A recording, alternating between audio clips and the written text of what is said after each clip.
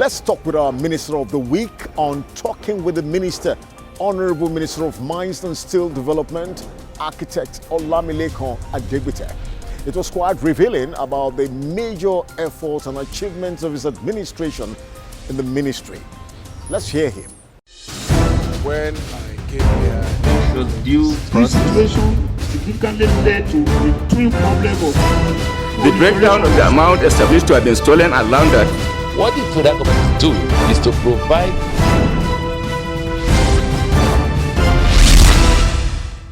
You're welcome, sir. Thank you so much. This platform. It's a pleasure having you, sir. So please, can you speak on the roadmap for the growth and development of the Nigerian mining industry? What are some of the major deliverables of the roadmap, and what has been the response to this roadmap by the key industry stakeholders?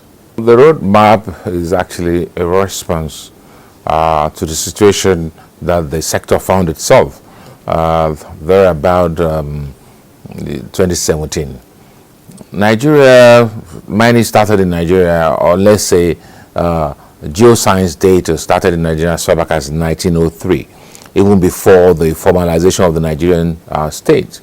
And Nigeria relied heavily on the minerals before the advent of oil and gas. So up until 1958, Nigeria relied mostly, even the colonial masters, on revenue from the mining sector. Nigeria was quoted copiously on the London Metal Exchange. You know, we were exporting tin, we were exporting columbite, we were exporting coal, and so many other minerals out of Nigeria. But with the advent of oil, we shifted our focus and went into oil and gas, of course, because it's so much easier to bring that out. So Nigeria totally, by the time of the indigenization decree of 1972-73, thereabout, mining seemed to fail to exist in Nigeria anymore, especially in the formal sector. What was left were the artisanals. So with the reality of what's going on with the fossil fuel, Nigerian government started focusing again, especially with the administration of President Muhammadu Buhari, on minerals and steel development. The focus, and of course putting funding into that sector, the roadmap essentially was, look, where do we want to be in 10 years' time? So they brought in a lot of industry experts, academics, and they all sat down and did what we call a short, medium, and long-term perspective of where we should be and what we should pursue to get to those points. That's what the roadmap is all about, and it was finished and published in 2017. But the roadmap essentially was looking at least in the short term and the medium time on the low-hanging fruits. What are the minerals that we have that could take to the industrial level immediately? And they were looking at things like barite. Of course, they look at gold. Nigeria has always had a lot of gold. We're also looking at our coal. A lot of countries are saying that, okay, they do away with coal. But then, Nigeria has energy deficiency. And coal is one of the efficient ways, though it has its waste, of producing energy. So the roadmap essentially was looking at those minerals that we could effectively take to the industrial level in a short term. So it prescribed short term as 2 years, medium term 5 years, and then long term as 10 years.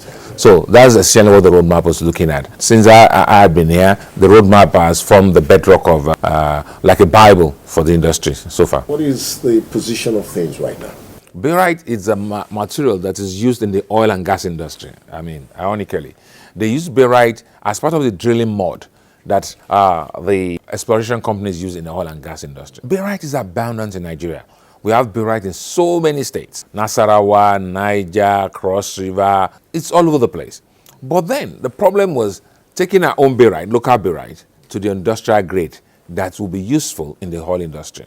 So we were importing barite from Morocco essentially for about $300 million every year. When I came into office, I took it upon myself and set up what we call from mines to the market. We got a consultant, somebody who's worked in barite all his life to support us. We're glad today we are at the point where we're about to launch Made in Nigeria. We call it Proudly Nigeria Made Barite. What we've done is to practicalize it. We have 50 bags. The barites are normally bagged in 1-ton bags. It's ready in Port Harcourt, well tested, API standard, that's the American Petroleum Institute standard. We set up a committee so that we can do the launching very soon, in the next couple of weeks, maybe first week of September, just to announce to the world that yes, Nigeria has its own barite now, API standard and is ready for the market. Not just for Nigerian market, but we can also export to our neighbors. Ghana has oil there. South Africa has oil. Nigeria is closer to these two than the northern African country where everybody is importing from now. So that's one success story from the roadmap itself. We picked up barite and we've taken it now to that level. So we have a system in place where we identify the miners,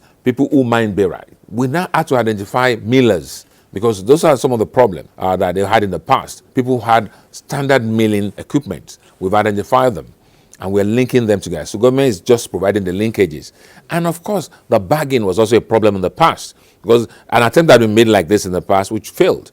So what we did was that we got a company to provide the bagging, which we've tagged Proudly Nigeria. So we've tied the whole process, and then of course we now have a marketing position in Port Harcourt, because that's where most of the OICs and all their exploration companies are. So I dare say that the barite story is a success story at this point. In case you're just joining us, you're still watching the Minister's Platform, and of course we're speaking with the Honorable Minister of Mines and Steel Development right here in Abuja. Can you talk about the efforts being made by the government to retrieve Nigeria's colonial geological data from the United Kingdom through the British Geological Survey? That's talking about the BGS, the National Geological Museum.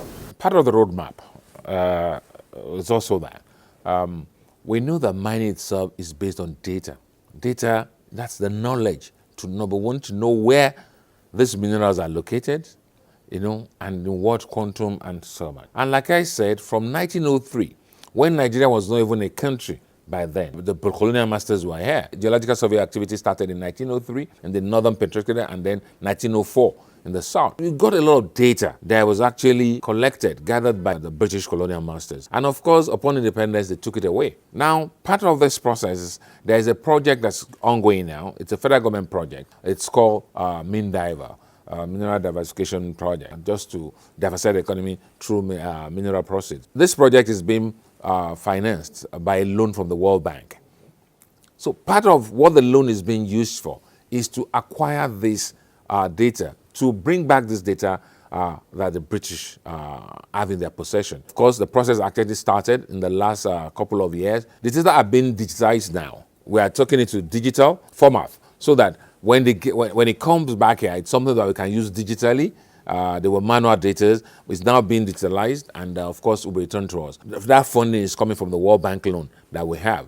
I was in their office in Sherwood in England. I saw the activity that is going on. The data that Nigeria has been gathering through our Nigerian Geological Survey Agency, will merge all this together. We're creating a data bank, which is going to be online. From the comfort of your homes and offices, wherever you are all over the world, you can now access, of course, with some protocol. Some will be free. You can just look at them freely, because they're in layers.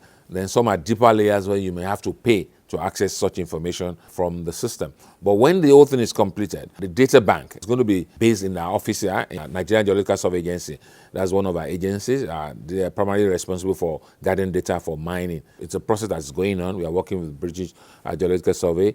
It's not free, like I said, and we are paying for it from the loan we obtained from the World Bank. Last year, you and your team embarked on an international roadshow, Canada, Australia, and of course South Africa. What would you say is the outlook for renewed investment in Nigeria's mining sector by both indigenous companies and international mining conglomerates? The beauty of going out there is the fact that we have something to offer. And there I must credit my predecessor in office, Governor Kayode Fayemi, who was immediate past minister in this place. There was a project that was started in 2018 called NIMEP, Nigeria Integrated Mineral Exploration Project. We got some, and also you have to give credit again to President Muhammadu Buhari. This ministry had never enjoyed any extra budgetary provision. The kind of budgets we have cannot do the exploration that is required in this industry, because mining is all about data. For you to get the data, you need to spend a lot of money. But in 2017, President Muhammadu Buhari granted this ministry a 30 billion naira extra budgetary fund. It was called an intervention fund. Half of this fund, 15 billion naira, which at that time equated to about $50 million, dedicated to exploration. That project is called NIMEP. Now, this NIMEP focused basically on 4 minerals. The data being generated are very fantastic. It's telling us the minerals that we're discovering. Even we're discovering those things we're not looking for. While we're looking for gold in Zamfara, we found lithium. Lithium is one of the minerals of the future. That's what you find in your electric cars for batteries and all that. Finding cobalt, coltan, which is used in electronics. While we're looking for something, we're finding even other things that we know existed that we had. So that's the beauty of this NIMEP project. It's coming to conclusion very soon. But even with the data that were gathered already, this was the data we were taking to all these mining calendars. We had Mines and Money in London. You had the PDAC in Canada, of course, Ndaba in South Africa, and of course, African Down Under in Australia. And of course, at each of these forums that we will go to, the response is very good because we know there's a Nigerian corner, Nigerian day. As the minister, I go there, I just make a short speech, 5-10 minutes. Then we bring in our experts who are on the NIMEP projects. These are competent persons who, by the industry standard, they are the ones who give the facts. Whatever they say is believed. This will present the data, and the data so presented became so interesting. And we had a lot of response from would-be investors who wanted to come into Nigeria to do that. But for the pandemic, that started from about March last year, we will have had a lot of success story from these people. But be as it may, just about 2-3 weeks ago, one of these people that we spoke to in London, while we were in London last year, came into Nigeria and they're bringing a $50 million investment into a gold project in Abuja here. It's called Baba Sauni. So these are some of the fruits of that junketing that we're doing all over the place. And of course, selling the data that we have. It was so interesting that people wanted to come in. So one of the success story is this firm that are just coming to Nigeria now. In fact, they've done the share arrangement. They're already in the Nigerian partners. They're starting operations very soon. First instance, they're bringing in $50 million into that project to mine gold in Abuja here. Can you tell us about it, about the mineral export guidelines that your ministry and the Ministry of Finance is working on, and all the stakeholders to appreciate what you do in this regard? We've had issues with export of minerals from Nigeria. One is the fact that there were a lot of illegalities occurring. People were taking minerals out of Nigeria without paying their appropriate fees. The mineral that you realize is yours. It's called winnings. But you must pay royalty to government because you spend quite a sum to get to this mineral. But when you extract the minerals, all we ask for is for you to pay the royalty due to government. When you pay the royalty, you can now export or you want to sell locally. So what the export guidelines is to try and streamline all this process. Now we are introducing what we call inspectors, pre-shipment inspectors, who will look at, because some of these minerals are exported in the raw form. We're also doing what we call processing policy, where we are discouraging people from exporting raw ore from Nigeria. When you take this ore out of Nigeria in the raw form, when it gets to its destination, they will now start doing the inspection, and some of them are rejected, and even our people end up the loser. So it becomes a big disappointment for the exporter. What we're encouraging is that processing, so that what you are exporting out of Nigeria, because minerals don't come out of ground in the pure form, they come with a lot of impurities. So if you do minimal processing locally, what you'll be exporting will be the pure mineral you're exporting. For instance, you can import lead ingots.